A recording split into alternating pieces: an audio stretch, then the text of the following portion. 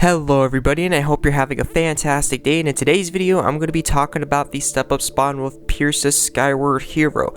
Okay, so this monster could be used, yes, could be used for the Halloween event or the Crystal Assault, but it's mainly going to be used for the Crystal Assault. This monster is built around the Crystal Assault, as you can see with the damage she does and her abilities. If you actually look at her abilities, it's almost the same as, what's her name, Cowgirl Tequila down here. Both of these monsters, if I could find Cowgirl Tequila, both these monsters were literally made for the Crystal Assault, which is pretty dang funny, to be fairly honest, that it only came out 3 times. As you can see, this is the first monster that ever came out for, and now this is, I think, the 3rd monster.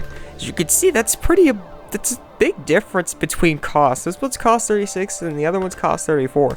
Hey team, you need to chill.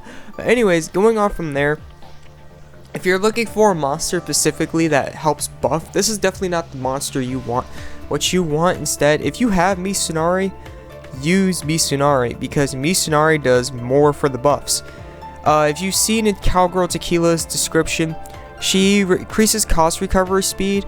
She casts elevation on all allies. This can increase power depending on the gears you have. Like if you have Fatal Testaments and Physical Testaments, and you don't have Ordeals equipped in your main slot, right?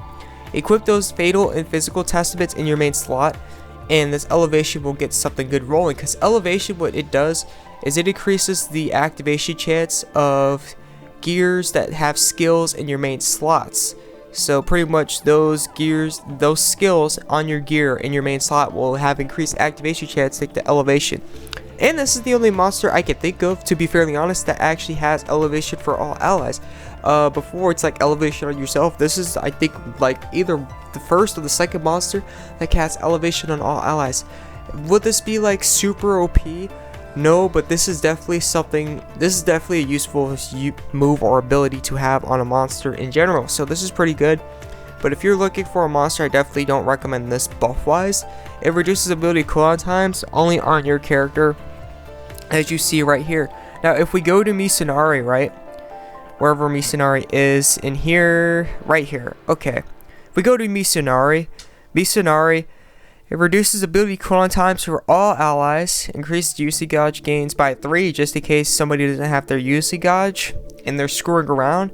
Increase cost recovery speed of all allies, and cast time element on all allies. This time element will have a 30% increase in all stats. So on top of it, you're not just getting a reduced ability cooldown time buff and cost recovery speed for all allies, because the Skyward Hero only increases ability cooldown times for your character, so it's for all allies for Misunari. On top of it, you're getting a 30% buff that can't really be stacked with any other time monster anybody can really use in the game unless somebody else has Misunari, because Misunari is the only one who could cast this time element buff. So that's a free 30% increase right there when you use Misunari. So Misunari would be a way better choice. Like if you're first starting off, right, your first Unison for the Crystal event, I would use Misunari first for buffs, and then I would use the Skyward Hero for damage. That's how I would go. Unless you have like Tourbillon. If you have Tourbillon, it's not really worrisome which one you use, because both the Skyward Hero, Pierces right here, does high damage, and Tourbillon, as you can see right here what he does. He does over like 800 ability power. I think it's 900 or 880, as you can see right there. And this one does hit a lot, but keep in mind the success value is 75, so it's all the hits are not going to hit, even though it hits a total of 20 times. Keep in mind all those hits are not going to hit. So if you have Tourbillon or Skyward, definitely use those last, so that way you can get more damage when you're doing the Crystal. That's what I would really recommend Skyward for, is the last thing, because Misunari is a lot better buffer, and there are a couple monsters out there that can buff better than the Skyward. Skyward is definitely up there. I would say probably like the 4th or 5th best choice for buffing, maybe the 6th, to be fairly honest.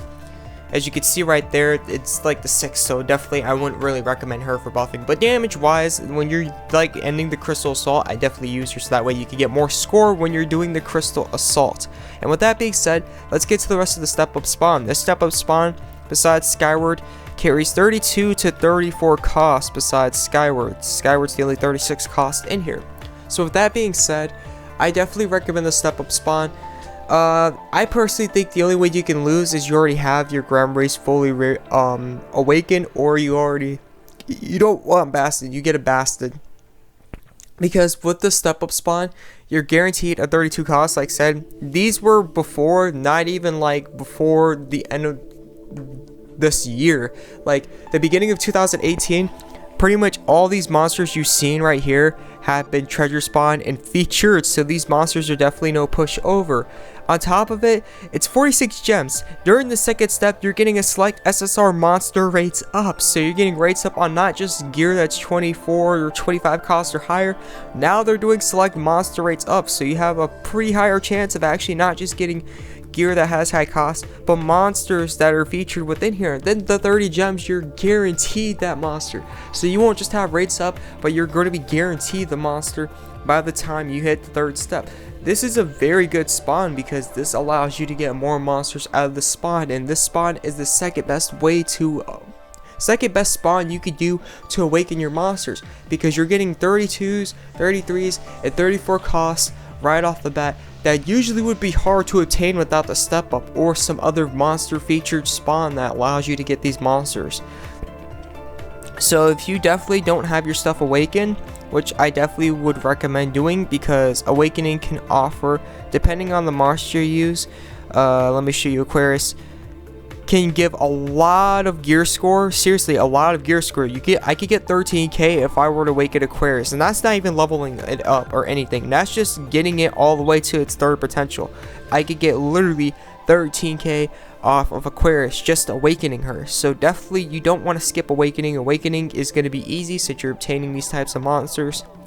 Or if you don't have monsters, perhaps this is definitely one of the best ways to earn monsters. It is so cheap and it is so efficient for you to earn these monsters. Sure, you might be unlucky and get Bastard or Grummery, but the chances for the other monsters are definitely not dead. There are people, and not just like one person out of the whole game. There are people that might earn 34 cost monsters. They might earn Spike off the bat. They might earn Aquarius off the bat. They might earn the featured monster off the bat. There are people who earn the featured monster off the bat. Not just one person, but people who earn the stuff. So the rates are definitely not dead for the spawn. If you can do the spawn, and if you don't have like the stuff you want fully awakened, that's 34 cost or lower, I definitely recommend awakening them. I mean, I don't think there's any 35 cost besides like a few and maybe Grummery that could be awakened. But yeah, with that being said, I hope this helped out, and I will see you in the next video. This is the AzureWrath. I'm out. Peace.